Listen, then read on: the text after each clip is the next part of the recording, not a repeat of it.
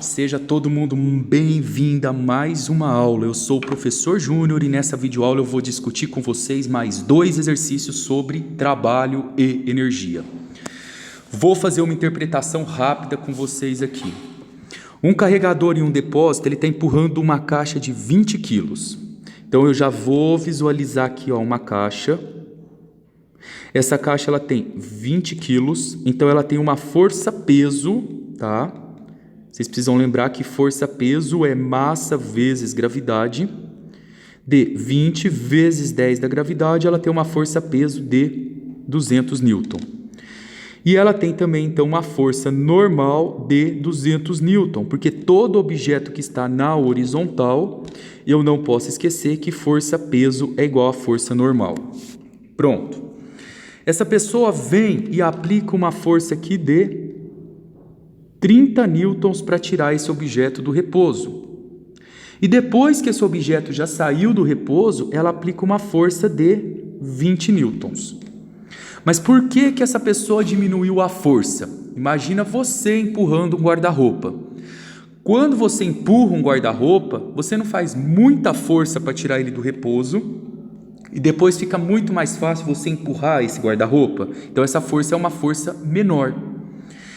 Isso porque é muito mais difícil eu vencer o atrito enquanto o objeto está em repouso do que eu vencer ele depois que ele está em movimento. No item A, ele pede para você determinar o coeficiente de atrito estático e depois o coeficiente de atrito cinético, tá? Cinético quer dizer dinâmico, entre a caixa e o solo. Moçada, muito simples isso. A gente discutiu no semestre anterior que força de atrito, ela é estática enquanto o objeto está em repouso, é μ estático vezes a normal. E depois a força de atrito dinâmica é o μ dinâmico vezes a normal. E eu posso chamar também de cinético. Fazendo isso daqui, se eu faço uma força de 30 newtons para tirar ele do repouso, então eu estou aplicando uma força aqui de 30, que é o atrito. Eu preciso vencer esse atrito. O μ estático e a nossa normal vale 200, tá? Que é a mesma da força-peso. Quando você faz essa conta aqui na sua calculadora, 30 dividido por 200, isso vai dar como resultado, fazendo aqui, 0,15, que é o nosso coeficiente de atrito. Agora, o próximo. Quando esse objeto já está em movimento, eu aplico uma força de 20. Então, eu venho e coloco 20. Vou encontrar o coeficiente de atrito sabendo que a normal é 200. Dividindo 20 por 200, encontramos como resultado 0,1. Observe que o estático oferece muito mais resistência para o movimento do que o dinâmico, porque 0,15 é maior que 0,1. Muito bem. Vamos para o B. Determinar o trabalho realizado pelo carregador por arrastar a caixa por 5 metros, tá? Então, como que a gente vai calcular agora esse trabalho? Vamos usar a fórmula. Lembra que trabalho pode ser força vezes distância, ou eu posso chamar de energia cinética, que é massa vezes velocidade ao quadrado sobre 2. Veja qual que vai ser o mais fácil. Eu tenho a força que ele está aplicando enquanto o objeto está em movimento? Sim, professor, eu tenho. E essa força vale 20 newtons. E eu quero isso daqui por um intervalo de 5 metros. Então, está na cara que a fórmula que a gente vai usar aqui para ficar mais fácil vai ser a primeira. Então, eu vou multiplicar 20 vezes 5. Isso daqui vai dar 100 joules. E para finalizar, vamos para o item C. Qual seria o trabalho realizado pelo carregador se a força inicial aplicada fosse de 20 newtons? Pessoal, isso aqui é uma questão de interpretação. Vamos fazer ela com calma aqui. O bloco está aqui. Se o carregador faz uma força de 30 newtons, ele consegue colocar esse objeto em movimento. Certo? Por quê? Porque ele acabou de vencer a força de atrito, que no caso era de 30 newtons. Porém, se ele vier aqui, ó, e fizer uma força de 20 newtons, ele não consegue vencer essa força que está segurando os 30 newtons. Então, se ele não consegue vencer, o objeto não entra em movimento. Então, se ele não entrar em movimento, a distância percorrida é zero. Quando você joga na fórmula e fala que trabalho é força vezes distância, eu tenho então que trabalho vai ser a força que ele aplicou de 20 por uma distância de zero. Então, o trabalho realizado é de 0 joule, tá? Isso é um conceito. Para você conseguir gerar trabalho, você precisa ter uma força maior do que a força de atrito, tá? Essa é a interpretação. A questão número 4. Rapaziada, a questão 4, ela é muito fácil. Só que é quando você joga na fórmula direta. Eu vou deduzir com vocês a fórmula. Quero que vocês anotem a fórmula, a dedução dela, que isso aqui vai ser matéria de prova, para vocês entenderem um conceito, tá bom? Isso aqui ele fala o seguinte: esse gráfico representa o movimento de uma mola. Toda mola, todo material elástico, ele sempre vai realizar esse movimento em formato de uma reta, ó. Ele faz isso daqui. Esse aqui. O que significa isso? Quando, por exemplo, eu estiquei a mola meio metro, eu precisei fazer uma força nela aqui de 25 newtons. Para eu esticar essa mola por 1 metro, eu tenho que fazer uma força aqui de 50 newtons e assim por diante. O que é importante que eu saiba antes de começar a resolver esse exercício? Que todo material elástico,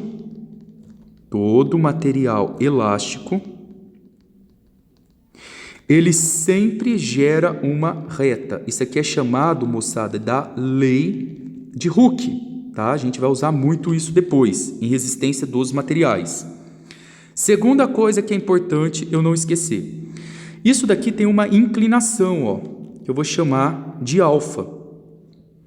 Se eu fecho qualquer triângulo aqui, ó, pode ser esse triângulo pequenininho. Se eu não quiser fechar o triângulo pequeno, eu posso fechar esse triângulo maior aqui, ó. Ou posso fechar esse outro de cá, ou posso fechar o grandão aqui, tanto faz. Quando eu fecho esse triângulo, eu tenho uma inclinação. Eu vou pegar esse grande aqui, ó. Repara que essa inclinação é esse triângulo aqui, ó. A parte de baixo aqui vale 2 metros e a altura aqui vale 100 newtons. Quando eu faço tangente de alfa, o que é tangente? Cateto oposto sobre cateto adjacente. Isso aqui dá tangente de alfa, que é igual a 50. Aqui é newton, aqui é metro, 50 newtons por metro. Quando eu encontro essa inclinação, eu descubro uma coisa muito importante, chamada de coeficiente de elasticidade. Isso daqui, ó, a gente pode trocar por K e dizer que isso aqui é o nosso coeficiente de elasticidade, que na verdade é 50 newton por metro. Mas o que esse coeficiente de elasticidade me fornece? Ele me fornece se a minha mola está muito resistente ou se a minha mola está pouco resistente. Mola muito grossa é muito resistente. Mola pouco grossa, ela tem pouca resistência, tá? Então, para eu deduzir essa fórmula com vocês, olha o que eu faço aqui. O 100 é uma força. O 2 é uma deformação que ele está sofrendo. Então, é F sobre X. Aqui, então, eu teria o F da força e aqui eu teria o X. Como a tangente de alfa, a gente está chamando ela de K, que é a constante, eu posso escrever que a minha constante é força dividido por X. Se eu multiplico isso em cruz, eu chego numa fórmula de Kx.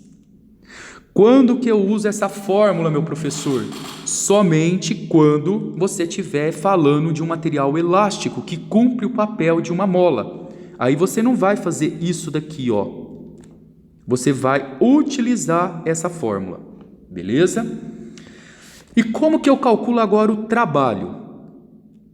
Vocês precisam lembrar o seguinte: o trabalho, essa força minha, ela está variando. É um conceito que eu discuti em sala de aula com vocês. Ela sai do 0 e ela termina no 100. Ela não é uma força constante. Nos 2 metros, eu não fiquei sempre aplicando uma força de 100 newtons. Eu comecei com uma força de 0, fui aumentando, até chegar em 100. Quando eu tenho uma força variável e você precisa descobrir o trabalho, você diz que o trabalho é igual à área da figura. Tá?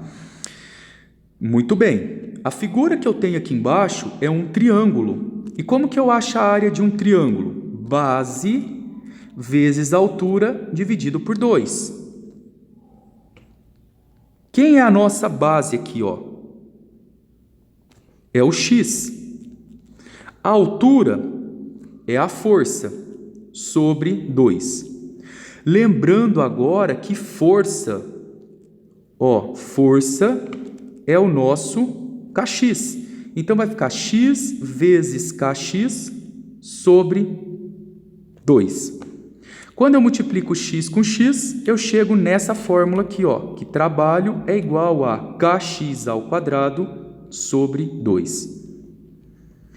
Então, toda vez que você tiver um material elástico e quiser descobrir a força, você usa essa fórmula. Você quiser descobrir o trabalho, você usa a fórmula de baixo. Muito bem, então vamos resolver aqui que agora fica fácil. O trabalho aqui vai ser igual K vezes x ao quadrado sobre 2. Para descobrir o K, o que você fez? Você aplicou aqui, ó, cateto oposto, que era 100, dividido pelo cateto adjacente, que é 2, encontrou 50. Então, isso daqui vai ficar 50 vezes x. O nosso x é o quanto essa mola está deformando nesse intervalo todo. 2. Então, 2 metros, 2 ao quadrado sobre 2. Quando eu simplifico, isso aqui vai dar 50 vezes 4 dá 200, dividido por 2. Então, eu vou ter um trabalho aqui igual a 100 joules. Tá? O mais importante aqui é que vocês tenham entendido o conceito da fórmula. É isso aí, pessoal. Espero que esteja todo mundo muito bem, tá? Com a matéria bem distribuída aí na cabeça de vocês. E qualquer dúvida, pode deixar aí nos comentários e mandar pra gente. Aquele abraço bem especial para todos vocês.